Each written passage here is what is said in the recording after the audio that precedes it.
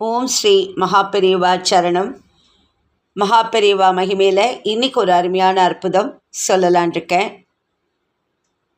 புதுக்கோட்டையைச் சேர்ந்த ஒரு பெண் பெரியவா கிட்ட அப்படி ஒரு பக்தி கொண்டிருந்தா. நல்ல வசதியான குடும்பத்தை சேர்ந்தவள். பார்க்க ரொம்ப குட்டையாக தான் இருப்பா. பெரியவாளை தரிசனம் செய்ய வரும்போதெல்லாம் ஏலக்காய் மாலை கிரீடம்னு பார்த்து பார்த்து ஆசையாக பண்ணிட்டு வருவா. பாவம், அந்த பெண்ணுக்கு தகுந்த வரன் மட்டும் கிடைக்கல. அடிக்கடி வரத்தினால பாரிஷதர்கள் எல்லாருக்குமே அவளை தெரியும். ஒவ்வொரு முறையும் சில சிஷ்யர்கள் அவளுக்காக பெரியவா கிட்ட பரிஞ்சு பேசுவா. பாவம், அந்த பொண்ணு பெரியவா அனுகிரகம் பண்ணணும், நல்ல இடத்துல கல்யாணம் ஆகணும் இப்படி சொல்லுவா. அது மாதிரி அன்னைக்கும் ஒரு நாள் சொன்னபோது புன்னகையோடு அந்த பெண்கிட்ட கேட்கிறார், உனக்கு எப்படியாப்பட்ட ஆம்பளையா வேணும் அப்படின்னு. எனக்கு பெரியவா கிட்ட பக்தியாக இருக்கிறவரா இருக்கணும்.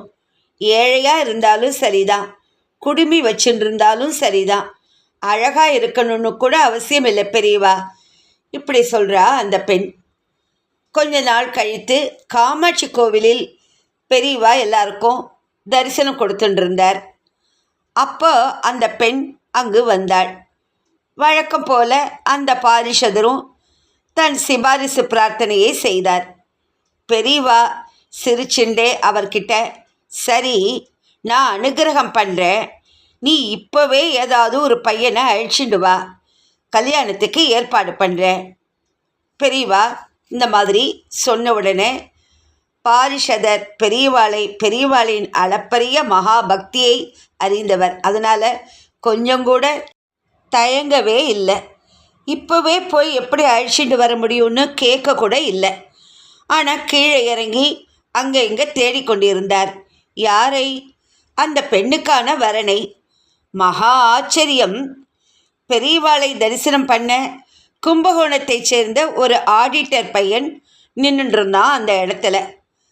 பாரிஷதர் அவன்கிட்ட போய், கொஞ்சம் என் கூட வாங்கோ, பெரியவா கிட்ட கூட்டிகிட்டு போகிறேன் அப்படி சொன்னதும் அவனும் வந்தான். பெரியவா, இதோ ஒரு பையன் வந்திருக்கான். பெரியவா சிரித்து கொண்டே அந்த பையனிடம் அந்த பெண்ணை காட்டி, இந்த பொண்ணை கல்யாணம் பண்ணிக்கோ என்றார். அந்த பையனும் பெரியவாளிடம் கொண்ட பக்தியில் சளைத்தவன் இல்லை என்பதால், பெரியவா உத்தரவுப்படி இந்த பெண்ணை கல்யாணம் பண்ணிக்கிறேன், ஆனால் கும்பகோணத்தில் எங்கள் அம்மா அப்பா கிட்ட சொல்லிவிட்டு அவளோட சம்மதத்தோடு கல்யாணம் பண்ணிக்கிறேன் இப்படி சொன்னான் அந்த பையன். பேஷ், அம்மா அப்பா ஆசீர்வாதம் ரொம்ப முக்கியம். நீ ஊருக்கு போய் அவாட்ட நான் சொன்னேன்னு சொல்லு. இவனோட அம்மா அப்பாவை விட்டு மிச்ச விஷயங்களை ஏற்பாடு பண்ண சொல்கிறேன் இப்படி பெரியவா சொன்னார். பாரிஷதற்கு ரொம்ப சந்தோஷம். பையனும் பொண்ணும் சந்தோஷமாக நமஸ்காரம் பண்ணினார்கள். தனித்தனியாக, க்ஷேமமாக இருங்கோ, அடுத்த சில வாரங்களிலேயே தம்பதியாய் சேர்ந்து பெரியவாளுக்கு நமஸ்காரம் செய்யும்படியாக அந்த பெண்ணுக்கும் ஆடிட்டர் பையனுக்கும் புதுக்கோட்டையில் ஜாம் ஜாம் என்று பெரியவா அனுகிரகத்தோடு கல்யாணம் நடந்தது. இதைத் தொடர்ந்து இன்னொரு அருமையான அற்புதம் சொல்லலான் இருக்கேன். 1970களின் இறுதியில் நிகழ்ந்த நிகழ்ச்சி இது. ஆடிட்டர் சங்கரன் என்பவர் மகாபெரிவாளின் மிக தீவிரமான பக்தர். அவர் தன் மனைவியோடும் குழந்தையோடும் ஒரு முறை மகாபெரிவாளை தரிசனம் பண்ண வந்திருந்தார். பெரியவாளின் ஆசியையும் பிரசாதத்தையும் பெற்றுக்கொண்டு அங்கிருந்து இவர்கள் கிளம்பலாம் என்று தீர்மானித்து பெரியவா கிட்ட உத்தரவு கேட்டபோது, கொஞ்சம் இரு என்பதாக பெரியவா சைகை காண்பித்தார். அப்போது சற்று தூரத்தில் நின்று கொண்டிருந்த யாரோ ஒருவரை கை நீட்டி பெரியவா ஜாடையால் அழைத்தார். தன்னைத்தான் கூப்பிடுகிறாரா என்று ஆளாளுக்கு குழம்பினாலும் உண்மையில் யாரை அழைத்தாரோ அவர் இதை புரிந்து கொண்டு பெரியவாளின் முன்னால் வந்து பவ்யமாக நின்றார்.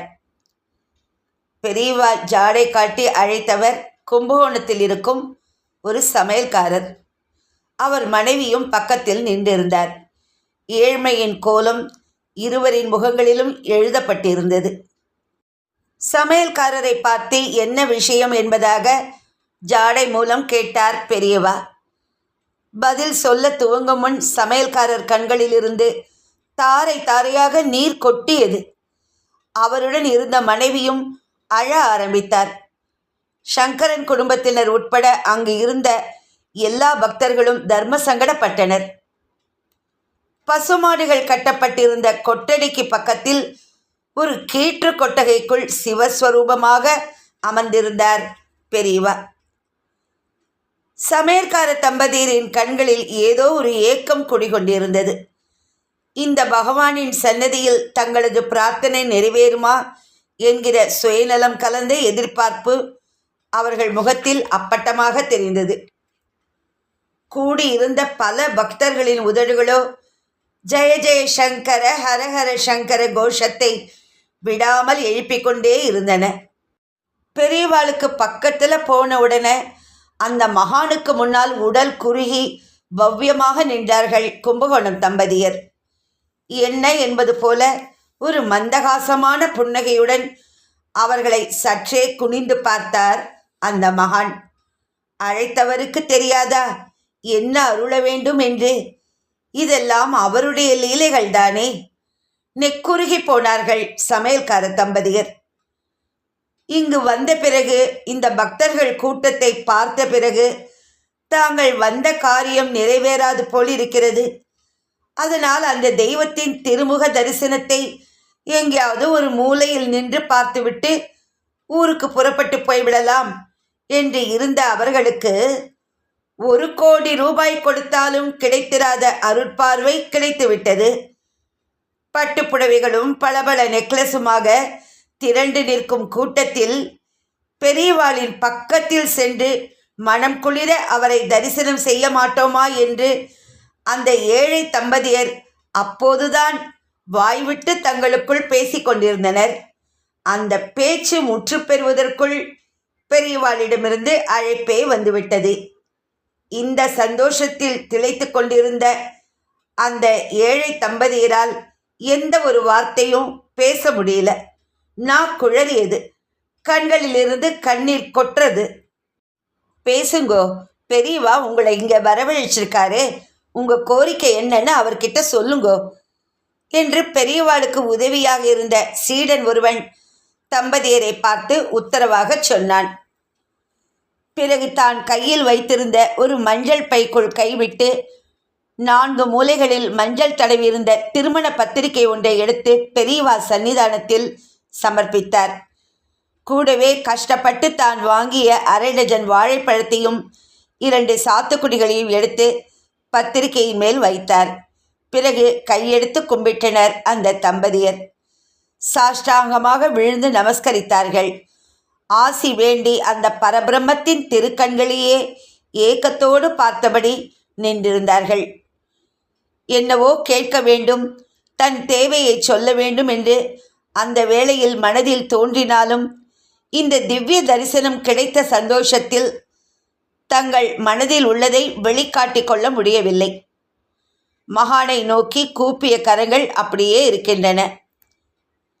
அந்த திருமண பத்திரிகையின் மேல் பிடியளவு மஞ்சள் தூளை அள்ளி போட்டு எடுத்துக்கொள்ள சொன்னார் பெரியவா. பிறகு தனக்கு வலப்பக்கம் திரும்பிய பெரியவா அருகே நின்றிருந்த ஆடிட்டர் சங்கரனை அழைத்தார். இதற்காகத்தானே பெரியவா அவருக்கு உத்தரவு தராமல் காத்திருக்க வைத்திருக்கிறார். சிறு வயதிலேயே பெரியவாளின் அருட்கடாட்சம் பெற்றவராயிற்றே சங்கரன். உத்தரவு பெரியவா என்று மிகுந்த வினயத்துடன் அவருக்கு முன்னால் வந்து நின்றார் அந்த பரம பக்தர். நான் ஒரு காரியம் சொன்னா உபகாரம் பண்ணுவியா? பெரியவா கேட்குறார். இதுக்காகத்தானே எத்தனையோ பக்தர்கள் இந்த திருச்சன்னதிக்கு வந்து ஏக்கத்துடன் காத்திருக்கிறார்கள். பெரியவா சொல்லும் கைங்கரியத்தை தாங்கள் செய்யும் பேறு கிடைக்காதா என்றுதானே பலரும் ஏங்குகிறார்கள். இந்த நிலையில் உபகாரம் பண்ணுவியா என்று பெரியவா தன்னிடம் கேட்டதைக் கண்டு உச்சி குளிர்ந்து போனார் சங்கரன். பரவசம் அடைந்தார். அது என் பாக்கியம் பெரியவா. என்று பெரியவா சொல்லப்போகும் உத்தரவுக்காக காத்திருந்தார் சங்கரன். அவரின் மனைவி கமலாவும் பெரியவாளின் உத்தரவை கேட்பதற்காக பயபக்தியுடன் காத்திருந்தார். ஒரு கூரை புடவையும் ஒரு திருமாங்கல்யமும் இவா கிட்ட சேரணும். உடனே வாங்கி தர்றது சட்டுன்னு முடியாத காரியம். என்ன பண்ணுற, அதுக்கு எவ்வளவு ஆகுமோ அதுக்கு உண்டான தொகையை இந்த பிராமணர்கிட்ட கொடுத்துரு. தாமதம் கூடாது. அவர்கிட்ட கொடுத்துட்டு நீங்கள் மெட்ராஸ் புறப்படுங்கோ என்று சங்கரனுக்கு உத்தரவு கொடுத்து ஒரு ஆப்பிளை எடுத்து அவரிடம் கொடுத்தார் பெரியவா. தம்பதி சமேதராக தன் குழந்தையுடன் பெரியவாளை நமஸ்கரித்து அங்கிருந்து நகர்ந்தார் சங்கரன். பெரியவாளின் பணிவிடைகளில் கூட இருந்த ஒரு சிப்பந்தி சமையற்கார தம்பதியரை பார்த்து, நீங்கள் இவா கூட போங்கோ, பெரியவா சொன்னபடி செய்வார் என்று அவர்களை அங்கிருந்து அனுப்பி வைத்தார். திரும்ப ஒரு முறை கண்ணீருடன் பெரியவாளுக்கு நமஸ்காரம் செய்துவிட்டு பிரசாதமாக அவர் கொடுத்த மஞ்சள் பொடியை கண்களில் ஒற்றி மஞ்சள் பைக்குள் பத்திரப்படுத்தி கொண்டு சங்கரன் பின்னே நடந்தார்கள் சமையல்கார தம்பதியர்.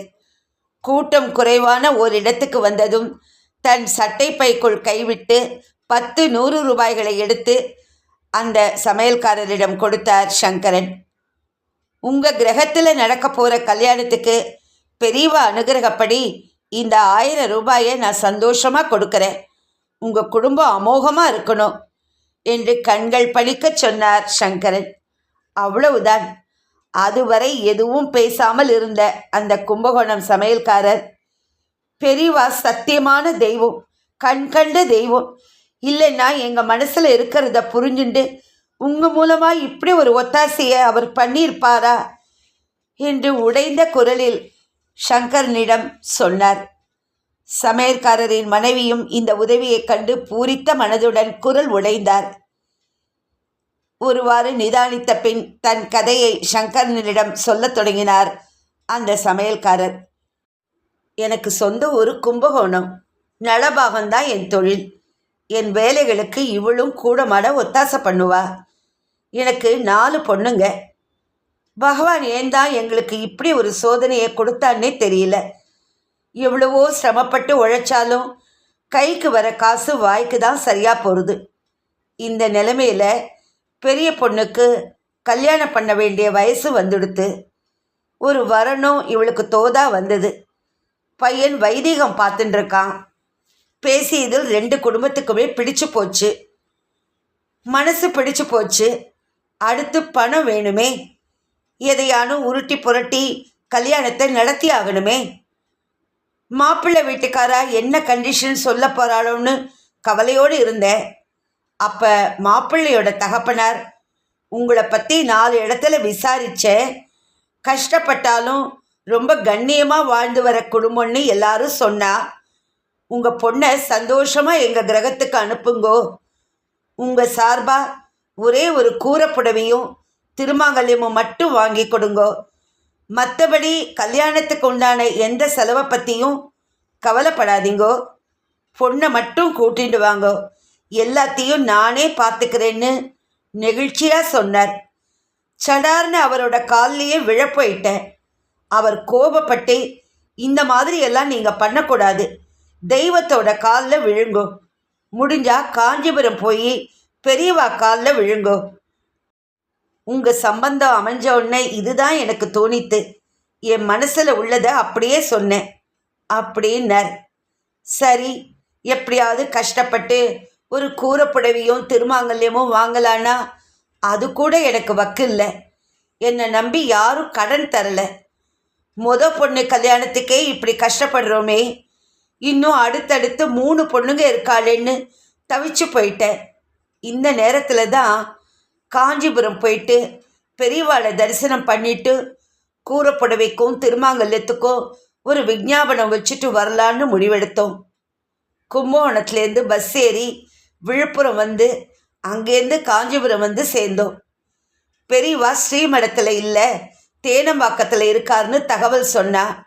உடனே இங்கே வந்துட்டோம்.